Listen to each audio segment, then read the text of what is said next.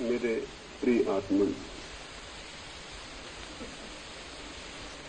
एक छोटा सा गांव था। उस गांव के स्कूल में शिक्षक राम की कथा पढ़ाता था। करीब करीब सारे बच्चे सोए हुए थे। राम की कथा सुनते समय बच्चे सो जाएं ये आश्चर्य नहीं, क्योंकि राम की कथा सुनते समय बूढ़े भी सोते।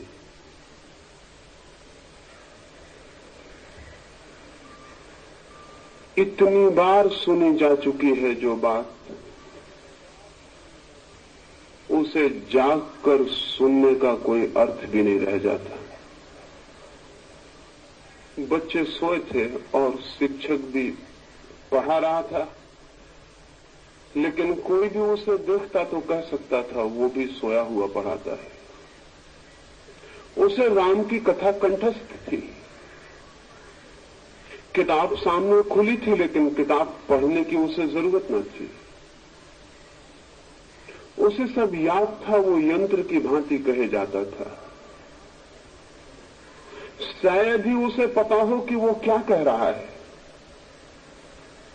तोतों को पता नहीं होता कि वो क्या कह रहे हैं।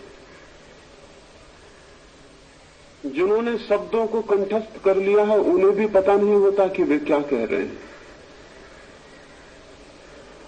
और तभी अचानक एक सनसनी दौड़ गई कक्षा में। अचानक ही स्कूल का निरीक्षक आ गया था। वो कमरे के भीतर गया, बच्चे सजग होकर बैठ गए, शिक्षक भी सजग होकर पढ़ाने लगा।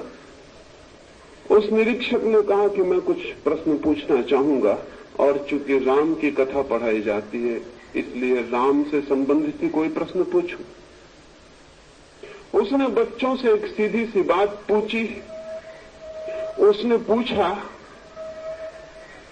कि शिव का धनुष किसने तोड़ा था। उसने सोचा कि बच्चों को तोड़फोड़ की बात बहुत याद रह जाती है, उन्हें जरूर याद होगा कि किसने शिव का धनुष तोड़ा था। लेकिन इसके पहले कि कोई बोले, एक बच्चे ने हाथ हिलाया और खड़े होकर कहा कि क्षमा करिए, मुझे पता नहीं कि किसने तोड़ा था। एक बात निश्चित है कि मैं 15 दिन से छुट्टी पर था, मैंने नहीं तोड़ा है। और इसके पहले कि मेरा कोई इल्जाम लग जाए, मैं पहले ही साफ कर देना चाहता हूं कि धनुष का मुझे कोई पता ही नहीं। चूंकि जब भी इस स्कूल में कोई चीज टूटती है तो सबसे पहले मेरे ऊपर दोषारोपण आता है, इसलिए मैं निवेदन किए देता हूं। निरीक्षक तो हैरान रह गया। उसने सोचा भी ना था कि कोई ये उत्तर देगा। उसने शिक्षक की तरफ देखा। शिक्षक अपना बैत निकाल रहा था और उसने कहा कि जरूर इसी बदमाश ने तोड़ा होगा, इसकी हमेशा की आदत है। और अगर तूने नहीं तोड़ा था तो तूने खड़े होकर क्यों कहा कि मैंने नहीं तोड़ा है। और उसने इंस्पेक्टर से कहा, आप इसकी बातों में मत आए, ये लड़का शरारती, और स्कूल में 100 चीजें टूटे तो 99 यही तोड़ता है। तब तो वो निरीक्षक और हैरान हो गए। फिर उसने कुछ भी वहां कहना उचित न समझा। वो सीधा प्रधान अध्यापक के पास जाकर उसने कहा कि ये घटना घटी। राम की कथा पढ़ाई जाती थी जिस कक्षा में, उसमें मैंने पूछा कि शिव का धनुष किसने तोड़ा था। तो एक बच्चे ने कहा कि मैंने नहीं तोड़ा, मैं 15 दिन से छुट्टी पर था। यहां तक भी गनीमत थी। लेकिन शिक्षक ने यह कहा कि जरूर इसने तोड़ा होगा, जब भी कोई चीज टूटती तो यही जिम्मेवार होता है। इसके संबंध में क्या किया जाए। उस प्रधान अध्यापक ने कहा, इस संबंध में एक ही बात की जा सकती है कि अब बात को आगे न बढ़ाया जाए, क्योंकि लड़कों से कुछ भी कहना खतरा मोल लेना है। किसी भी क्षण हड़ताल हो सकती है, अनशन हो सकता है। जिसने भी तोड़ा हो तोड़ा होगा। आप कृपा करें और बात बंद करें। कोई 2 महीने से शांति चल रही स्कूल में, उसको भंग करने की कोशिश मत करें। न मालूम कितना फर्नीचर तोड़ डाला लड़कों ने। हम चुपचाप देखते रहते हैं। स्कूल की दीवारें टूट रही हैं, हम चुपचाप देखते रहते हैं, क्योंकि कुछ भी बोलना खतरनाक है। हड़ताल हो सकती है, अनशन हो सकती है। इसलिए चुपचाप देखने के सिवाय कोई मार्ग नहीं। वो इंस्पेक्टर तो अवाक, वो तो आंखें फाड़े रह गए। आप कुछ कहने का उपाय न था। वो वहां से सीधा स्कूल की जो शिक्षा समिति थी उसके अध्यक्ष के पास गया और उसने जाके कहा कि यह हालत है स्कूल की। राम की कथा पढ़ाई जाती है, वहां बच्चा कहता है कि मैंने शिव का धनुष नहीं तोड़ा।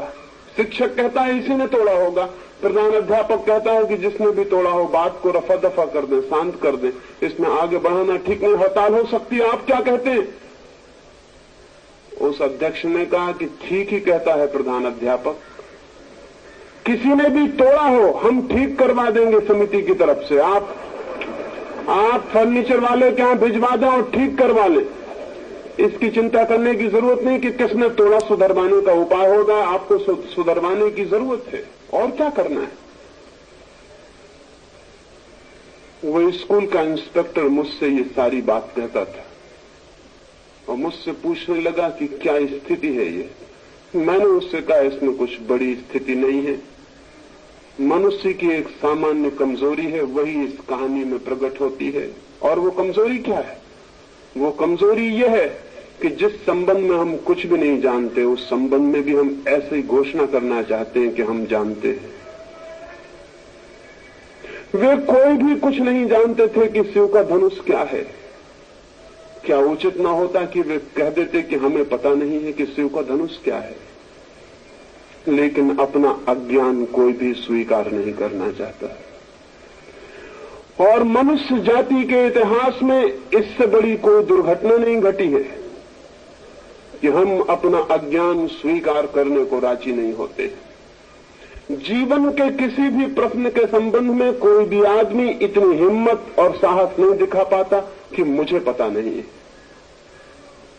ये कमजोरी बहुत घातक सिद्ध होती है, सारा जीवन व्यर्थ हो जाता है। और चूंकि हम ये मान के बैठ जाते हैं कि हम जानते हैं, इसलिए जो उत्तर हम देते हैं वो इतने ही मूर्खतापूर्ण होते हैं जितने उस स्कूल में दिए गए थे, बच्चे से लेकर अध्यक्ष तक। जिसका हमें पता नहीं है उसका उत्तर देने की कोशिश सिवाय मूर्खता के और कहीं भी नहीं ले जाएगी। फिर ये तो हो भी सकता है कि शिव का धनुष किसने तोड़ा या नहीं तोड़ा, इससे जीवन का कोई गहरा संबंध नहीं है। लेकिन जिन प्रश्नों के जीवन से बहुत गहरे संबंध हैं, जिनके आधार पर सारा जीवन सुंदर बनेगा या कुरूप हो जाएगा, स्वस्थ बनेगा या विक्षिप्त हो जाएगा, जिनके आधार पर जीवन की सारी गति और दिशा निर्भर है, उन प्रश्नों के संबंध में भी हम ये भाव दिखलाने की कोशिश करते हैं कि हम जानते हैं। और फिर जो हम जीवन में उत्तर देते हैं वो बता देते हैं कि हम कितना जानते हैं। एक एक आदमी की जिंदगी बता रही है कि हम जिंदगी के संबंध में कुछ भी नहीं जानते। अन्यथा इतनी असफलता, इतनी निराशा, इतना दुख, इतनी चिंता। यही बात मैं सेक्स के संबंध में भी आपसे कहना चाहता हूं कि हम कुछ भी नहीं जानते। आप बहुत हैरान होंगे। आप कहेंगे हम ये मान सकते हैं कि ईश्वर के संबंध में कुछ नहीं जानते, आत्मा के संबंध में कुछ नहीं जानते, लेकिन हम ये कैसे मान सकते हैं कि हम काम के, यौन के और सेक्स के संबंध में कुछ नहीं जानते? सबूत है, हमारे बच्चे पैदा हुए हैं, पत्नी है, हम सेक्स के संबंध में नहीं जानते। लेकिन मैं आपसे निवेदन करना चाहता हूं, ये बहुत कठिन पड़ेगा लेकिन इसे समझ लेना जरूरी है। आप सेक्स के अनुभव से गुजरे होंगे, लेकिन सेक्स के संबंध में आप उतना ही जानते हैं जितना छोटा से बच्चा जानता है, उससे ज्यादा कुछ भी नहीं जानते। अनुभव से गुजर जाना जान लेने के लिए पर्याप्त नहीं है। एक आदमी कार चलाता है, वो कार चलाना जानता है और हो सकता है हजारों मील कार चला के वो आ गया हो, लेकिन इससे ये कोई मतलब नहीं होता कि वो कार के भीतर के यंत्र और मशीन और उसकी व्यवस्था, उसके काम करने के ढंग के संबंध में कुछ भी जानता हो। वो कह सकता है कि मैं 1000 मील चल के आया हूं कार, मैं नहीं जानता हूं कार के संबंध में। लेकिन कार चलाना एक ऊपरी बात है और कार की पूरी आंतरिक व्यवस्था को जानना बिल्कुल दूसरी बात है। एक आदमी बटन दबाता है और बिजली जल जाती है, वो आदमी ये कह सकता है कि मैं बिजली के संबंध में सब जानता हूं क्योंकि मैं बटन दबाता हूं और बिजली जल जाती, बटन दबाता हूं बिजली बुझ जाती, मैंने 1000 दफे बिजली जलाई और बुझाई इसलिए मैं बिजली के संबंध में सब जानता हूं। हम कहेंगे वो पागल।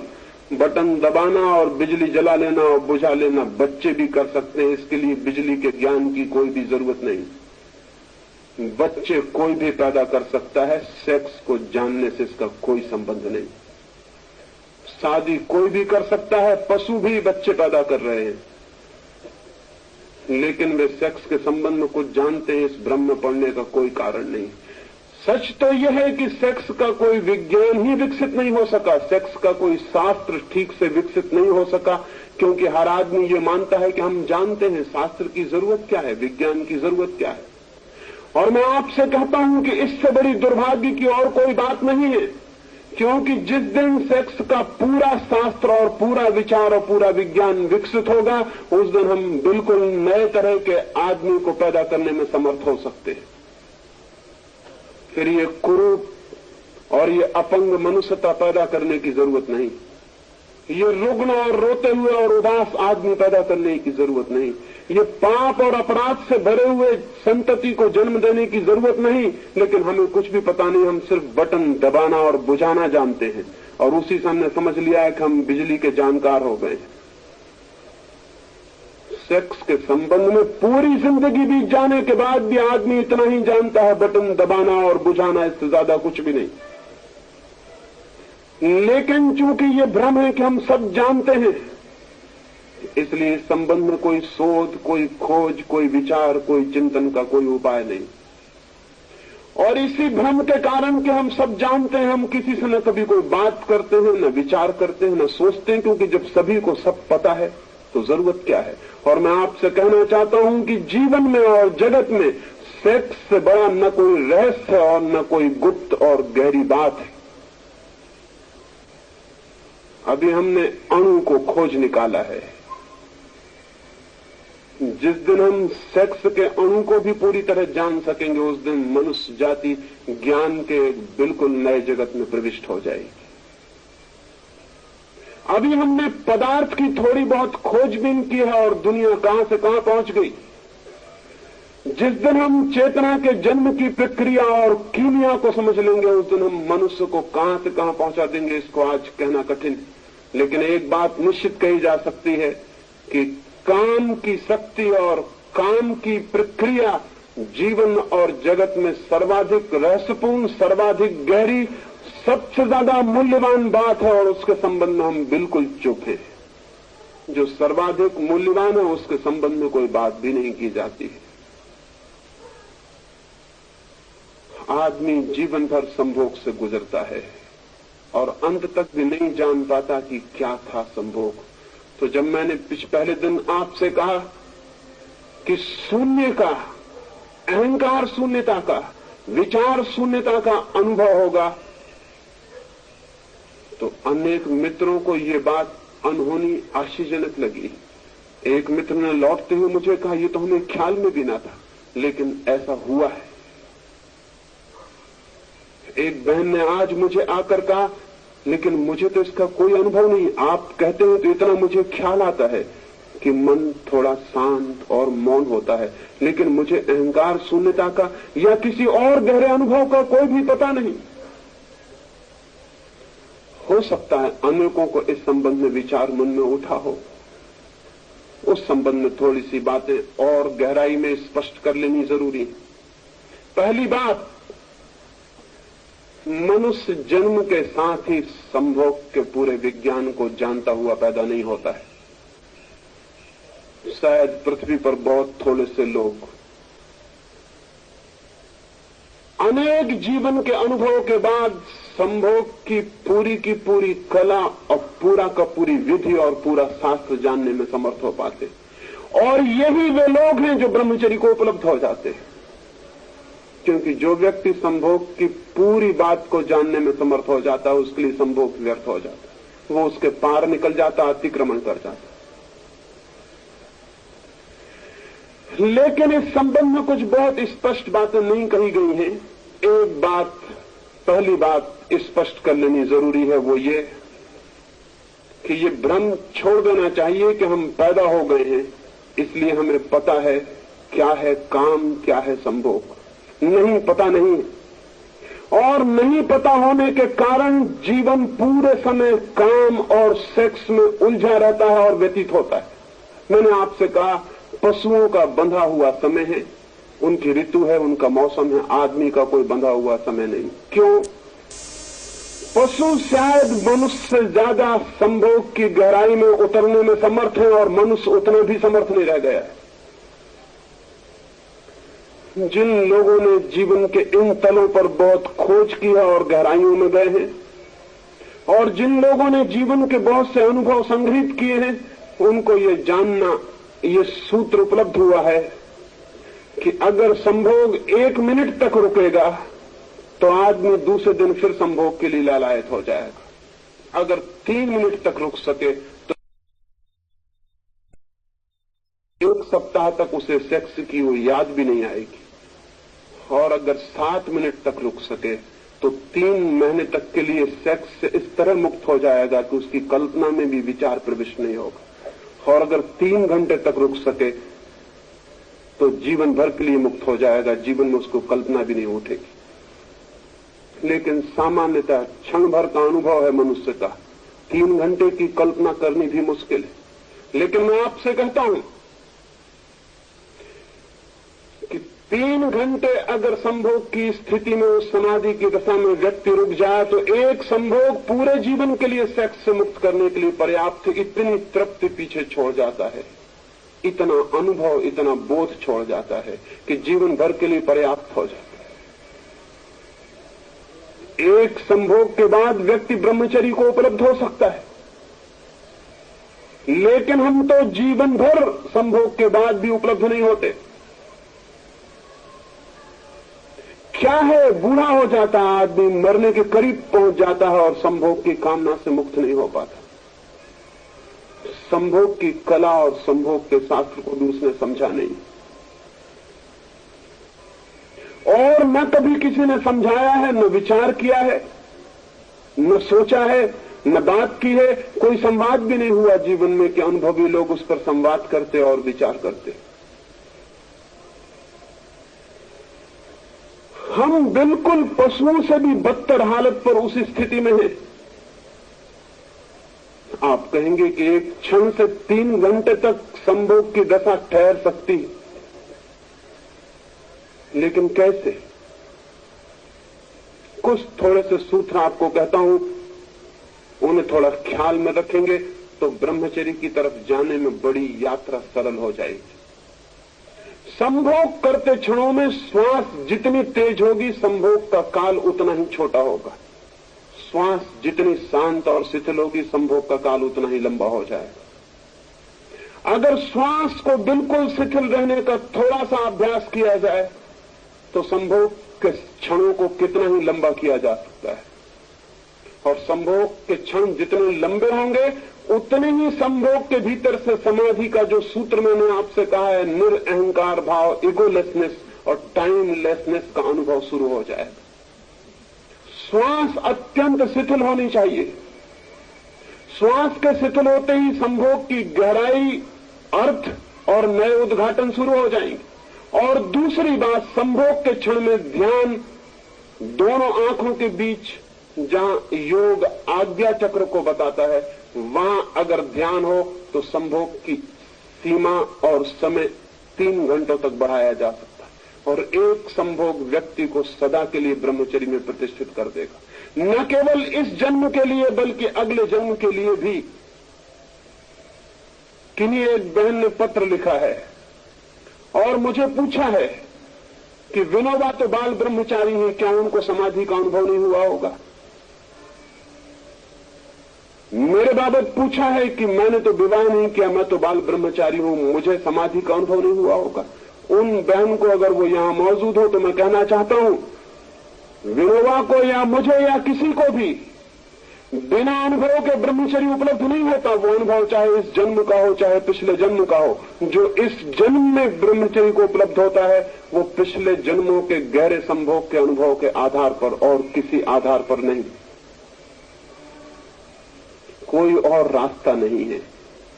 लेकिन अगर पिछले जन्म में किसी को गहरे संभोग की अनुभूति हुई हो तो इस जन्म के साथ ही वो सेक्स से मुक्त पैदा होगा।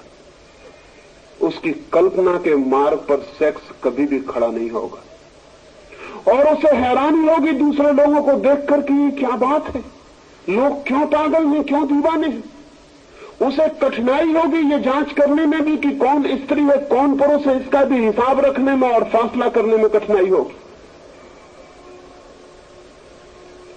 लेकिन कोई अगर सोचता हो कि बिना गहरे अनुभव के कोई बाल ब्रह्मचारी हो सकता है तो बाल ब्रह्मचारी नहीं होगा, सिर्फ पागल हो जाएगा।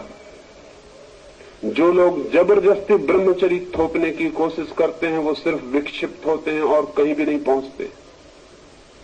ब्रह्मचर्य थोपा नहीं जाता, वो अनुभव की निष्पत्ति है, वो किसी गहरे अनुभव का फल है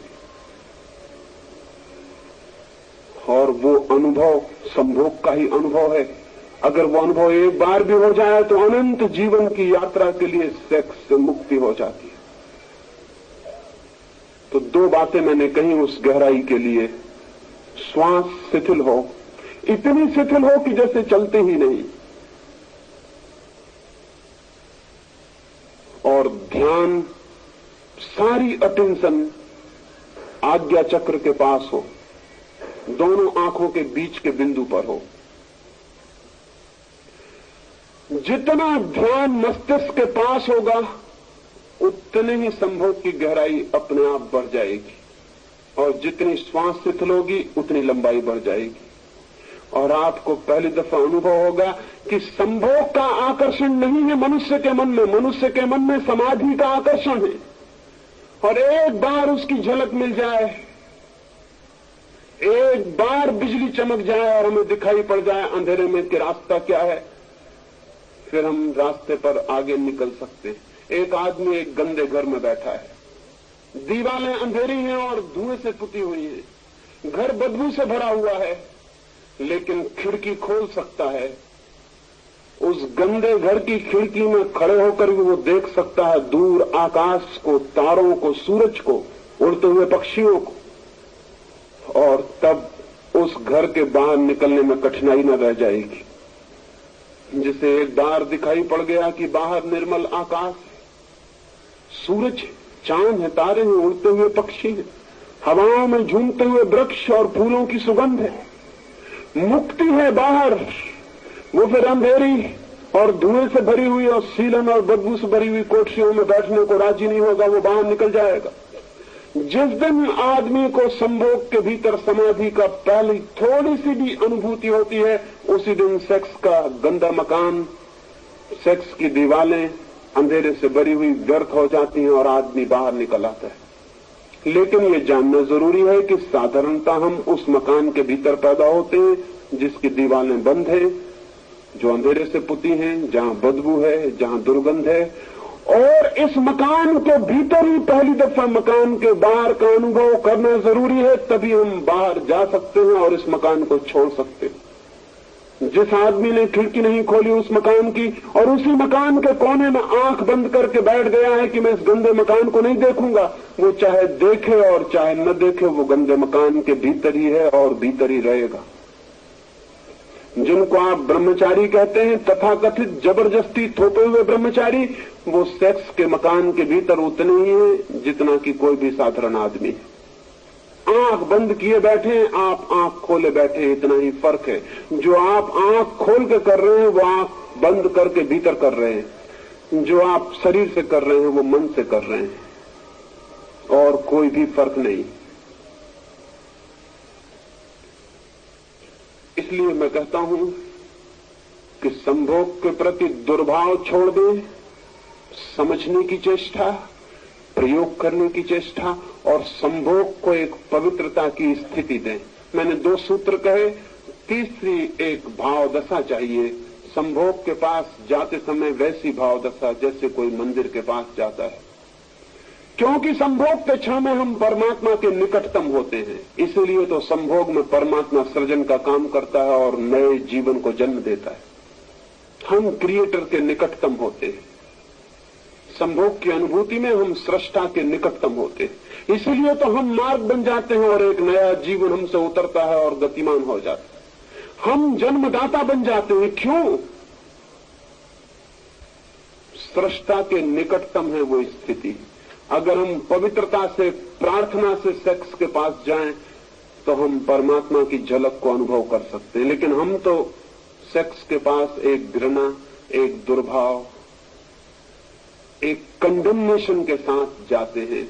इसलिए एक दीवार खड़ी हो जाती है और परमात्मा का वहां कोई अनुभव नहीं हो पाता। सेक्स के पास ऐसे जाएं जैसे मंदिर के पास। पत्नी को ऐसा समझें जैसे कि वो प्रभु है, पति को ऐसे समझें जैसे कि वो परमात्मा है। और गंदगी में, क्रोध में,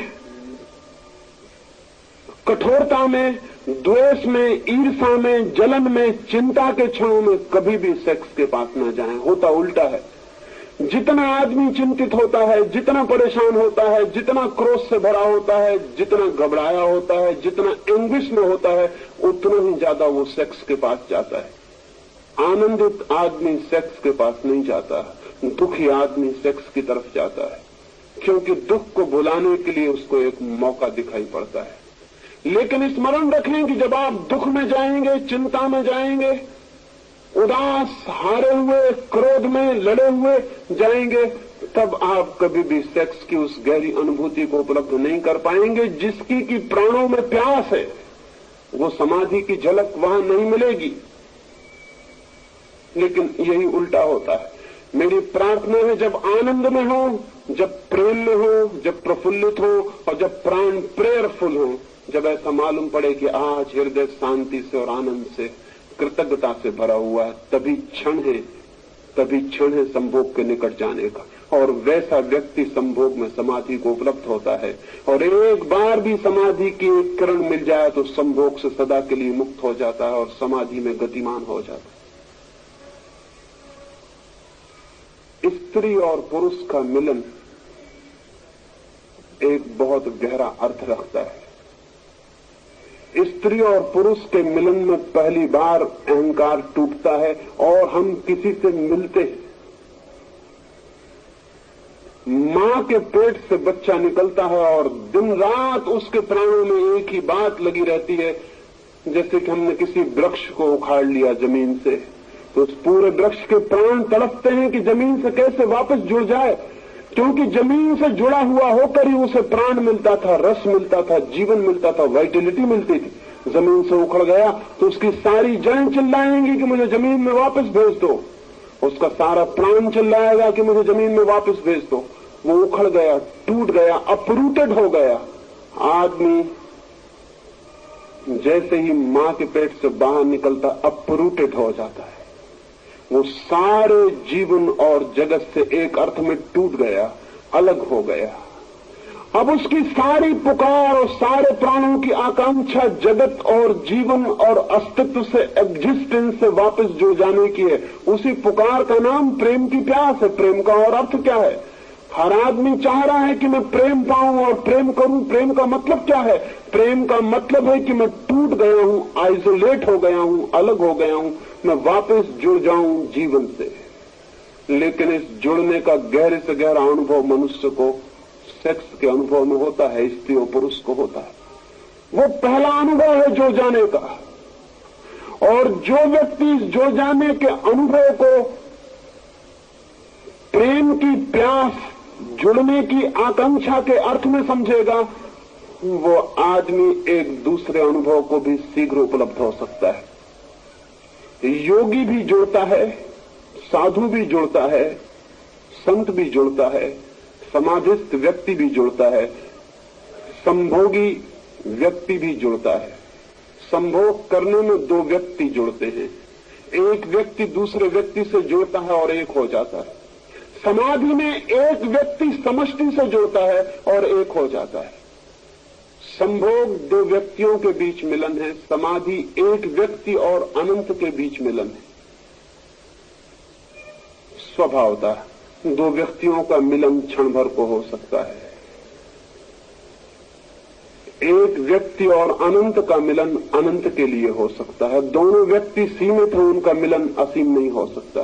यही पीड़ा है, यही कष्ट है सारे दाम्पत्य का, सारे प्रेम का, कि जिससे हम जुड़ना चाहते हैं उससे भी सदा के लिए नहीं जुड़ पाते।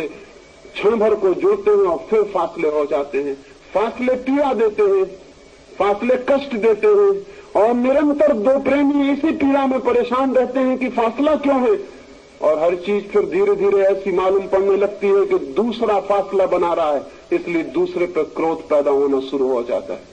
लेकिन जो जानते हैं वो ये कहेंगे, दो व्यक्ति अनिवार्यता दो अलग अलग व्यक्ति हैं, वो जबरदस्ती क्षण भर को मिल सकते हैं लेकिन सदा के लिए नहीं मिल सकते। यही प्रेमियों की पीड़ा और कष्ट है कि निरंतर एक संघर्ष खड़ा हो जाता है। जिसे प्रेम करते हैं उसी से संघर्ष खड़ा हो जाता है, उसी से तनाव, अशांति और द्वेष खड़ा हो जाता है, क्योंकि ऐसा प्रतीत होने लगता है जिससे मैं मिलना चाहता हूं शायद वो मिलने को तैयार नहीं, इसलिए मिलना पूरा नहीं हो पाता।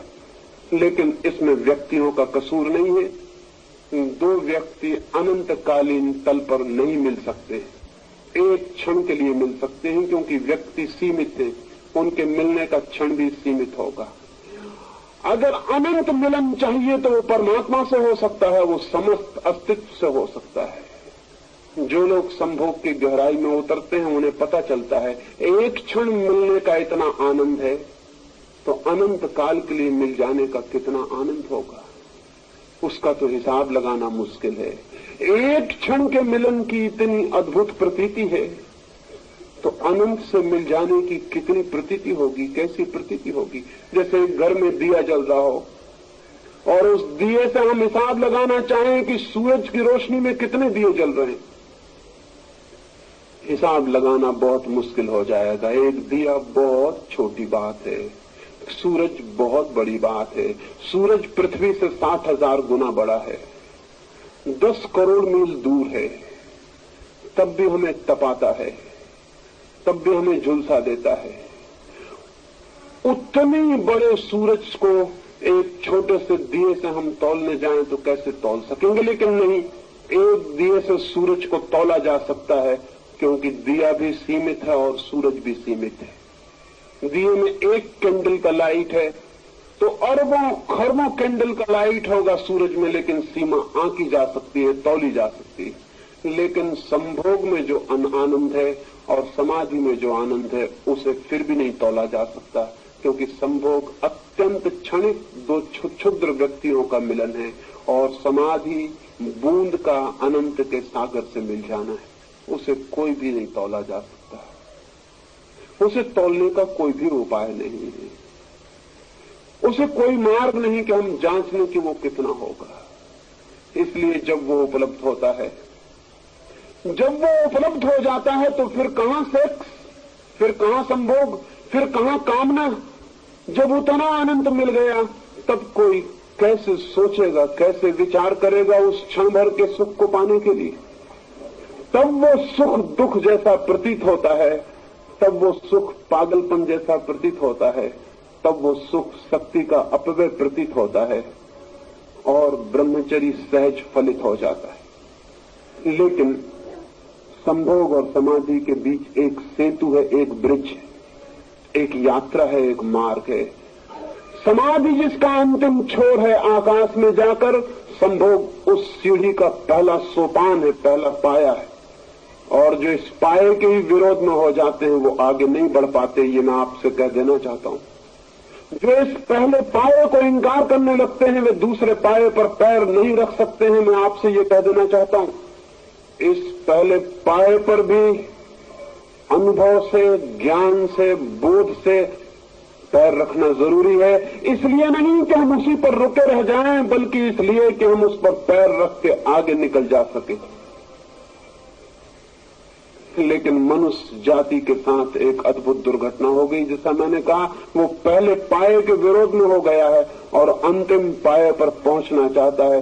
उसे पहले पाए का ही अनुभव नहीं, उसे दिए का भी अनुभव नहीं, और वो सूरज के अनुभव की आकांक्षा करता है। ये कभी भी नहीं हो सकेगा। जो दिया मिला है प्रकृति की तरफ से, पहले उस दिए की रोशनी को समझ लेना जरूरी है। पहले उस दिए की हल्की सी रोशनी को जो क्षण भर में जीती है और बुझ जाती है, जरा सा हवा का झोंका जिसे मिटा देता है, उस रोशनी को भी जान लेना जरूरी है ताकि सूरज की आकांक्षा की जा सके, ताकि सूरज तक पहुंचने के लिए कदम उठाया जा सके, ताकि सूरज की प्यास, असंतोष, आकांक्षा और अभीप्सा भीतर पैदा हो सके। संगीत के छोटे से अनुभव से उस परम संगीत की तरफ जाया जा सकता है। प्रकाश के छोटे से अनुभव से अनंत प्रकाश की तरफ जाया जा सकता है। एक बूंद को जान लेना पूरे सागर को जान लेने के लिए पहला कदम है। एक छोटे से अणु को जानकर हम पदार्थ की सारी शक्ति को जान लेते हैं। संभोग का एक छोटा सा अणु है जो प्रकृति की तरफ से मनुष्य को मुफ्त में मिला हुआ है, लेकिन हम उसे जान नहीं पाते। आंख बंद करके जी लेते हैं किसी तरह, पीठ फेर के जी लेते हैं किसी तरह। उसकी स्वीकृति नहीं हमारे मन में, स्वीकार नहीं हमारे मन में। आनंद और अहोभाव से उसे जानने और जीने और उसमें प्रवेश करने की कोई विधि नहीं हमारे हाथ में। मैंने जैसा आपसे कहा, जिस दिन आदमी इस विधि को जान पाएगा उस दिन हम दूसरे तरह के मनुष्य को पैदा करने में समर्थ हो जाएंगे। मैं इस संदर्भ में आपसे ये कहना चाहता हूं कि स्त्री और पुरुष दो निगेटिव पोल्स हैं विद्युत के, पॉजिटिव और निगेटिव, विधायक और नकारात्मक दो छोर हैं। उन दोनों के मिलन से एक संगीत पैदा होता है, विद्युत का पूरा चक्र पैदा होता है। मैं आपसे ये भी कहना चाहता हूं कि जैसा मैंने कहा कि अगर गहराई और देर तक संभोग फिर रह जाए तो दो जोड़ा, स्त्री और पुरुष का एक जोड़ा, अगर आधा घंटे के पार तक संभोग में रह जाए तो दोनों के पास प्रकाश का एक वलय, दोनों के पास प्रकाश का एक घेरा निर्मित हो जाता है। दोनों की विद्युत जब पूरी तरह मिलती है तो आसपास अंधेरे में भी एक रोशनी दिखाई पड़ने लगती है। कुछ अद्भुत खोजियों ने उस दिशा में काम किया है और फोटोग्राफ भी लिए। जिस जोड़े को इस विद्युत का अनुभव उपलब्ध हो जाता है वो जोड़ा सदा के लिए संभोग के बाहर हो जाता है। लेकिन ये हमारा अनुभव नहीं है और ये बातें अजीब लगेंगी कि ये तो हमारे अनुभव में नहीं है। ये बात अगर अनुभव में नहीं है तो उसका मतलब है कि आप फिर से सोचें, फिर से देखें और जिंदगी को, कम से कम सेक्स की जिंदगी को काखा गा से फिर से शुरू करें। समझने के लिए, बोधपूर्वक जीने के लिए। मेरी अपनी अनुभूति यह है, मेरा अपनी धारणा यह है कि महावीर या बुद्ध या क्राइस्ट और कृष्ण आकस्मिक रूप से पैदा नहीं हो जाते हैं। ये उन दो व्यक्तियों के परिपूर्ण मिलन का परिणाम है। मिलन जितना गहरा होगा, जो संतति पैदा होगी वो उतनी ही अद्भुत होगी। मिलन जितना अधूरा होगा, जो संतति पैदा होगी वो उतनी ही कचरा और दलित होगी। आज सारी दुनिया में मनुष्यता का स्तर रोज नीचे चला जा रहा है। लोग कहते हैं कि नीति बिगड़ गई इसलिए स्तर नीचे जा रहा है। लोग कहते हैं कि कलयुग आ गया इसलिए स्तर नीचे जा रहा है। गलत, बेकार की और फिजूल की बातें कहते हैं। सिर्फ एक फर्क पड़ा है, मनुष्य के संभोग का स्तर नीचे उतर गया है। मनुष्य के संभोग ने पवित्रता खो दी, मनुष्य के संभोग ने वैज्ञानिकता खो दी, सरलता और प्राकृतिकता खो दी। मनुष्य का संभोग जबरदस्ती एक नाइटमेयर, एक दुखद स्वप्न जैसा हो गया। मनुष्य के संभोग ने एक हिंसात्मक स्थिति ले ली है। वो एक प्रेमपूर्ण कृत्य नहीं है, वो एक पवित्र और शांत कृत्य नहीं है, वो एक ज्ञानपूर्ण कृत्य नहीं है। इसलिए मनुष्य नीचे उतरता चला जाएगा। एक कलाकार कुछ चीज बनाता हो, कोई मूर्ति बनाता हो और कलाकार नशे में हो, तो आप आशा करते हैं कोई सुंदर मूर्ति बन पाएगी। एक नृत्यकार नाच रहा हो, क्रोध से भरा हो, अशांत हो, चिंतित हो, तो आप आशा करते हैं कि नृत्य सुंदर हो सकेगा। हम जो भी करते हैं वो हम किस स्थिति में है इस पर निर्भर होता है। और सबसे ज्यादा उपेक्षित, निग्लेक्टेड सेक्स है, संभोग है। और बड़े आश्चर्य की बात है, उसी संभोग से जीवन की सारी यात्रा चलती है। नए बच्चे, नई आत्माएं जगत में प्रवेश करती। शायद आपको पता ना हो, संभोग एक सिचुएशन है जिसमें एक आकाश में उड़ती हुई आत्मा अपने योग्य स्थिति को समझ के प्रविष्ट होती है। आप सिर्फ एक अवसर पैदा करते हैं। आप बच्चे के जन्मदाता नहीं है, सिर्फ एक अवसर पैदा करते हैं। वो अवसर जिस आत्मा के लिए जरूरी, उपयोगी, सार्थक मालूम होता है, वो आत्मा प्रविष्ट होती है। अगर आपने एक रुग्ण अवसर पैदा किया है, अगर आपने क्रोध में, दुख में, पीड़ा में और चिंता में आप हैं, तो जो आत्मा अवतरित होगी वो आत्मा इसी तल की हो सकती, इससे ऊंचे तल की नहीं हो सकती। श्रेष्ठ आत्माओं के पुकार के लिए श्रेष्ठ संभोग का अवसर और सुविधा चाहिए, तो श्रेष्ठ आत्माएं जन्मती हैं और जीवन ऊपर उठता है। इसलिए मैंने कहा कि जिस दिन आदमी संभोग के पूरे शास्त्र में निष्णात होगा, जिस दिन हम छोटे छोटे बच्चों से लेकर सारे जगत को उस कला और विज्ञान के संबंध में सारी बात कह सकेंगे और समझा सकेंगे, उस दिन हम बिल्कुल नए मनुष्य को, जिसे नीचे सुपरमैन कहता था, जिसे अरविंद अतिमानव कहते थे, जिसको महान आत्मा कहा जा सके, वैसा बच्चा, वैसी संतति, वैसा जगत निर्मित किया जा सकता है।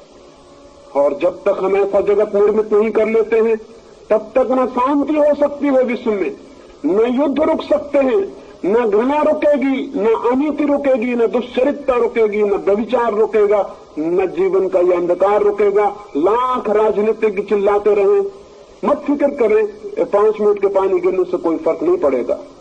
बंद कर ले छाते, क्योंकि दूसरे लोगों के पास छाते नहीं है। ये बहुत अधार्मिक होगा कि कुछ लोग छाता खोल लें, उसे बंद कर लें। सबके पास छाते होते तो ठीक था, और लोगों के पास नहीं, और आप खोल के बैठेंगे तो कैसा बेहुदा होगा, कैसा असंस्कृत होगा। उसको बंद कर ले। मैं जरूर, मेरे ऊपर छप्पर है, तो जितनी देर आप पानी में बैठे रहेंगे, मीटिंग के बाद उतनी देर में पानी में खड़ा हो जाऊंगा।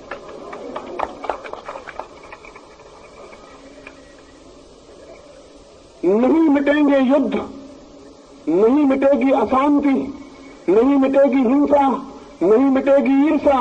कितने दिन हो गए, 10,000 साल हो गए। मनुष्य जाति के पैगंबर, तीर्थंकर, अवतार समझा रहे हैं कि मत लड़ो, मत करो हिंसा, मत करो क्रोध, लेकिन किसी ने कभी नहीं सुना। जिन्होंने हमें समझाया कि मत करो हिंसा, मत करो क्रोध, उनको हमने सूली पर लटका दिया। ये उनकी शिक्षा का फल हुआ।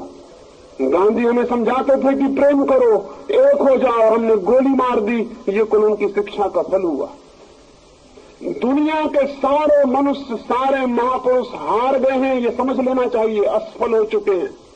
आज तक की कोई भी मूल्य जीत नहीं सका, सब मूल्य हार गए, सब मूल्य असफल हो गए। बड़े से बड़े पुकारने वाले लोग, भले से भले लोग भी हार गए और समाप्त हो गए, और आदमी रोज अंधेरे और नरक में जब चला जाता रहा है। क्या इससे ये पता नहीं चलता कि हमारी शिक्षाओं में कहीं कोई बुनियादी भूल है? अशांत आदमी इसलिए अशांत है कि वह अशांति में जन्मता है, उसके पास अशांति के कीटाणु हैं, उसके प्राणों की गहराई में अशांति का रोग है। जन्म के पहले दिन वो अशांति को, दुख और पीड़ा को लेकर पैदा हुआ। जन्म के पहले क्षण में ही उसके जीवन का सारा स्वरूप निर्मित हो गया है। इसलिए बुद्ध हार जाएंगे, महावीर हारेंगे, कृष्ण हारेंगे, क्राइस्ट हारेंगे, हार चुके हैं। हम शिष्टता बस ये न कहते हो कि वो नहीं हारे हैं, तो दूसरी बात है, लेकिन वे सब हार चुके हैं। और आदमी रोज बिगड़ता चला गया है, रोज बिगड़ता गया। अहिंसा की इतने दिन की शिक्षा, और हम छुरी से एटम और हाइड्रोजन बम पे पहुंच गए हैं। ये अहिंसा की शिक्षा की सफलता होगी? पिछले पहले महायुद्ध में 3 करोड़ लोगों की हमने हत्या की थी, और उसके बाद शांति और प्रेम की बातें करने के बाद दूसरे महायुद्ध में हमने 7.5 करोड़ लोगों की हत्या की। और उसके बाद भी चिल्ला रहे हैं, बर्ट्रैंड रसेल से लेकर विनोबा तक सारे लोग कि शांति चाहिए, शांति चाहिए। और हम तीसरे महायुद्ध की तैयारी कर रहे हैं। और तीसरा महायुद्ध दूसरे महायुद्ध का बच्चों का खेल बना देगा। आइंस्टीन से किसी ने पूछा था कि तीसरे महायुद्ध में क्या होगा। आइंस्टीन ने कहा कि तीसरे के बाबत कुछ भी नहीं कहा जा सकता, लेकिन चौथे के संबंध में मैं कुछ कह सकता हूं। पूछने वालों ने कहा, आश्चर्य, आप तीसरे के संबंध में नहीं कह सकते तो चौथे के संबंध में क्या कहेंगे। आइंस्टीन ने कहा, चौथे के संबंध में एक बात निश्चित है कि चौथा महायुद्ध कभी नहीं होगा, क्योंकि तीसरे के बाद किसी आदमी के बचने की कोई उम्मीद नहीं। ये मनुष्य की सारी नैतिक और धार्मिक शिक्षा का फल है। मैं आपसे कहना चाहता हूं, इसकी बुनियादी वजह दूसरी है। जब तक हम मनुष्य के संभोग को सुव्यवस्थित, मनुष्य के संभोग को आध्यात्मिक, जब तक हम मनुष्य के संभोग को समाधि का द्वार बनाने में सफल नहीं होते, तब तक अच्छी मनुष्यता पैदा नहीं हो सकती है। रोज बदतर से बदतर मनुष्यता पैदा होगी, क्योंकि आज के बदतर बच्चे कल संभोग करेंगे और अपने से बदतर लोगों को जन्म दे जाएंगे। हर पीढ़ी नीचे उतरती चली जाएगी, ये बिल्कुल ही निश्चित है। इसकी प्रोफेसी की जा सकती है, इसकी भविष्यवाणी की जा सकती है। और अब तुम उस जगह पहुंच गए हैं कि शायद और पतन की गुंजाइश नहीं है। करीब करीब सारी दुनिया एक मैड हाउस, एक पागलखाना हो गई। अमेरिका के मनोवैज्ञानिकों ने हिसाब लगाया है कि न्यूयॉर्क जैसे नगर में केवल 18% लोग मानसिक रूप से स्वस्थ कहे जा सकते हैं। 18% लोग मानसिक रूप से स्वस्थ हैं, तो 82% लोगों की क्या हालत है। 82% लोग करीब करीब विक्षिप्त होने की हालत में।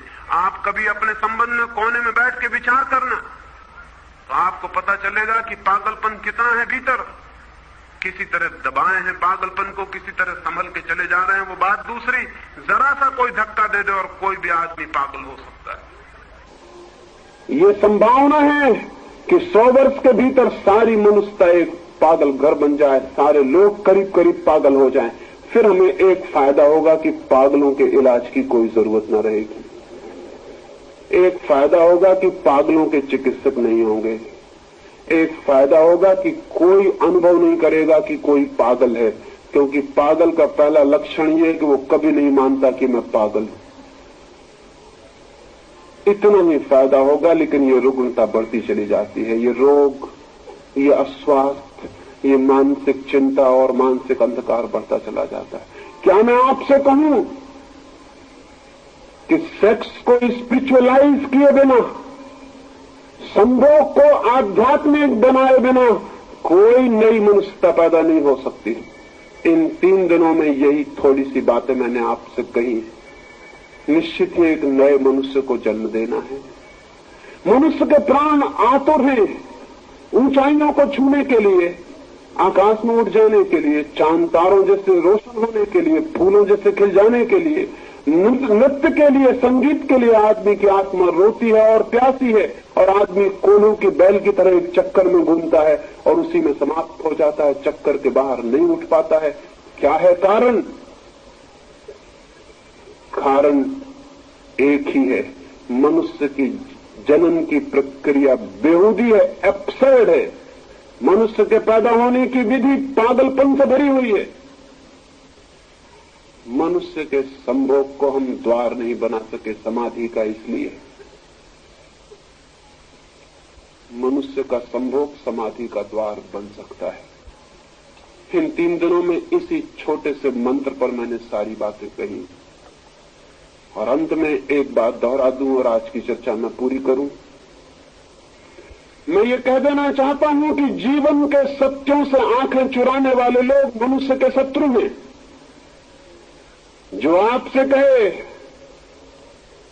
कि संभोग और सेक्स की बात विचार भी नहीं करनी चाहिए, वह आदमी मनुष्य का दुश्मन है, क्योंकि ऐसे ही दुश्मनों ने हमें सोचने नहीं दिया। अन्यथा ये कैसे संभव था कि हम आज तक वैज्ञानिक दृष्टि न खोज लेते और जीवन को नया करने का प्रयोग न खोज लेते। जो आपसे कहे कि सेक्स का धर्म से कोई संबंध नहीं है, वह आदमी 100% गलत बात कहता है, क्योंकि सेक्स की ऊर्जा ही परिवर्तित और रूपांतरित होकर धर्म के जगत में प्रवेश पाती है।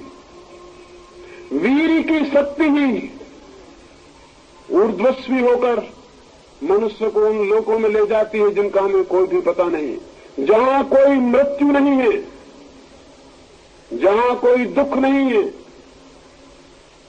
जहां आनंद के अतिरिक्त और कोई अस्तित्व नहीं है, उस सत्यचित आनंद में ले जाने वाली शक्ति और ऊर्जा किसके पास है और कहां है? हम उसे व्यय कर रहे हैं। हम उन पात्रों की तरह हैं जिनमें छेद हैं, जिन्हें हम कुओं में डालते हैं खींचने के लिए। ऊपर तक पात्र तो आ जाता है, शोरगुल भी बीच में बहुत होता है और पानी गिरता है और लगता है कि पानी आता होगा, लेकिन पानी सब बीच में गिर जाता है, खाली पात्र हाथ में वापस आ जाते। हम उन नावों की तरह हैं जिनमें छेद हैं। हम नावों को खेते हैं सिर्फ डूबने के लिए। नावें किसी किनारे पर नहीं पहुंचा पाती, सिर्फ मझधार में डुबा देती हैं और नष्ट कर देती। और ये सारे छिद्र मनुष्य की सेक्स ऊर्जा के गलत मार्गों से प्रवाहित और बह जाने के कारण। और उन गलत मार्गों पर बहलाने वाले लोग वे नहीं हैं जिन्होंने नंगी तस्वीरें लटकाई हैं, वे नहीं हैं जिन्होंने नंगे उपन्यास लिखे हैं, वे नहीं हैं जो नंगी फिल्में बना रहे हैं। मनुष्य की ऊर्जा को विकृत करने वाले वे लोग हैं जिन्होंने मनुष्य को सेक्स के सत्य से परिचित होने में बाधा दी। और वही लोगों के कारण ये नंगी तस्वीरें बिक रही हैं, नंगी फिल्में बिक रही हैं। लोग नंगे फिल्मों को ईजाद कर रहे हैं और गंदगी के नए नए और बेहूदगी के नए नए नाश्ते निकाल रहे हैं। किनके कारण? ये उनके कारण जिनको हम साधु और सन्यासी कहते हैं। उनने इनके बाजार का रास्ता तैयार किया है। अगर गौर से हम देखें तो वो इनके विज्ञापन दाता हैं, वो इनके एजेंट हैं। एक छोटी सी कहानी में अपनी बात पूरी कर दूंगा। एक पुरोहित जा रहा था अपने चर्च की तरफ। दूर था गांव, भागा हुआ चला जा रहा था। तभी उसे पास की खाई में जंगल में एक आदमी पड़ा हुआ दिखाई पड़ा। घावों से भरा हुआ खून बह रहा है, छुरी उसकी छाती में छिदी है। पुरोहित को ख्याल आया कि चलूं मैं इसे उठा लूं, लेकिन उसने देखा कि चर्च पहुंचने में देर हो जाएगी और वहां उसे व्याख्यान देना और लोगों को समझाना। आज वो प्रेम के संबंध में ही समझाने जाता था। आज उसने विषय चुना था लव इज गॉड, क्राइस्ट के वचन को चुना था कि ईश्वर परमात्मा प्रेम है। वो यही समझाने जा रहा था। वो उसी का हिसाब लगाता हुआ भागा जा रहा है, लेकिन उस आदमी ने आंखें खोली, उसने चिल्लाया कि पुरोहित, मुझे पता है कि तू प्रेम पर बोलने जा रहा है, मैं भी आज सुनने आने वाला था, लेकिन दुष्टों ने मुझे छुरी मार के यहां पटक दिया। लेकिन याद रख, अगर मैं जिंदा रह गया तो गांव भर में खबर कर दूंगा कि आदमी मर रहा था और यह आदमी प्रेम का व्याख्यान देने चला गया। देख, आगे मत बढ़। इससे पुरोहित को थोड़ा डर लगा, क्योंकि अगर ये आदमी जिंदा रह जाए और गांव में खबर कर दे तो लोग कहेंगे कि प्रेम का व्याख्यान बड़ा झूठा था, आपने इस आदमी की फिक्र न की जो मरता था। तो मजबूरी में उसे नीचे उतर के उसके पास जाना पड़ा। वहां जाकर उसका चेहरा देखा तो वो बहुत घबराया। चेहरा तो पहचाना हुआ सा मालूम पड़ता। उसने कहा, ऐसा मालूम होता है मैंने तुम्हें कहीं देखा है। और उस मरणासन्न आदमी ने कहा, जरूर देखा होगा, मैं शैतान हूं और पादरियों से अपना पुराना नाता है। तुमने नहीं देखा होगा तो किसने मुझे देखा हो? तब उसे ख्याल आया कि वो तो शैतान है, चर्च में उसकी तस्वीर लटकी हुई। उसने अपने हाथ अलग कर लिए और कहा कि मर जा, शैतान को तो हम चाहते हैं कि वो मरी जाए। अच्छा हुआ कि तू मर जा, मैं तुझे बचाने का क्यों उपाय करूं? मैंने तेरा खून भी छीन लिया, ये भी पाप हुआ, मैं जाता हूं। वो शैतान जोर से हंसा। उसने कहा, याद रखना, जिस दिन मैं मर जाऊंगा उस दिन तुम्हारा धंधा भी मर जाएगा। मेरे बिना तुम जिंदा नहीं रह सकते। मैं हूं इसलिए तुम जिंदा हो। मैं तुम्हारे धंधे का आधार हूं।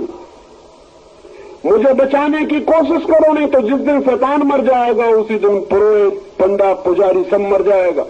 क्योंकि दुनिया अच्छी हो जाएगी, पंडे, पुजारी, पुरोहित की कोई जरूरत नहीं रह जाएगी। पुरोहित ने सोचा और घबराया कि तो बहुत बेसिक, बहुत बुनियादी बात कह रहा है वो आज। उसने उसे तत्काल कंधे पर उठा लिया और कहा, प्यारे शैतान, घबराओ मत, मैं ले चलता हूं अस्पताल, तुम्हारा इलाज करवाऊंगा, तुम जल्दी ठीक हो जाओगे। लेकिन देखो, मर मत जाना। तुम ठीक कहते हो, तुम मर गए तो हम बिल्कुल बेकार हो जाने वाले।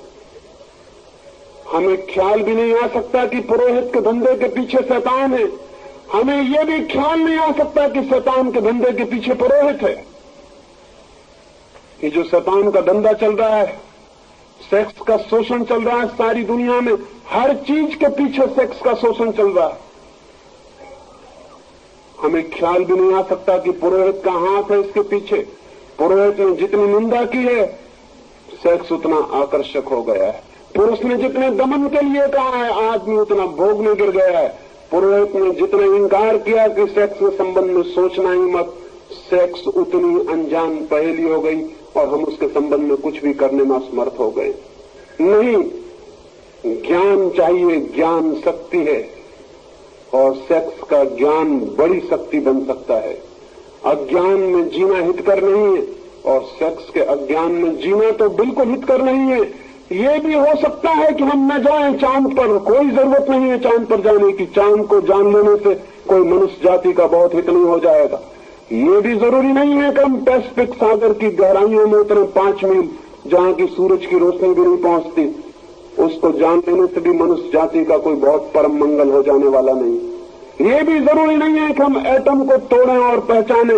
लेकिन एक बात बिल्कुल जरूरी है, सबसे ज्यादा जरूरी, अल्टीमेट कंसर्न की है, और वो ये है कि हम मनुष्य के सेक्स को ठीक से जान लें और समझ लें, ताकि नए मनुष्य को जन्म देने में सफल हो सके।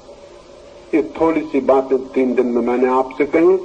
कल आपके प्रश्नों के उत्तर दूंगा, और चूंकि कल का दिन खाली छूट गया, कुछ मित्र आए और भीग के लौट गए, तो मेरे ऊपर उनका ऋण हो गया है। तो कल मैं 2 घंटे उत्तर दे दूंगा, ताकि आपको कोई अड़चन और तकलीफ ना हो।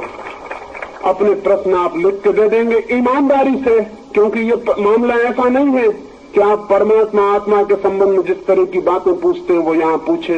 ये मामला जिंदगी का है, और सीधे और सच्चे अगर आपने प्रश्न पूछे तो हम इन विषयों की और गहराई में भी उतरने में समर्थ हो सकते हैं। मेरी बातों को इतने प्रेम से सुना, उसके लिए अनुग्रहित हूँ, और अंत में सबके भीतर बैठे परमात्मा को प्रणाम करता हूँ। मेरे प्रणाम स्वीकार करें।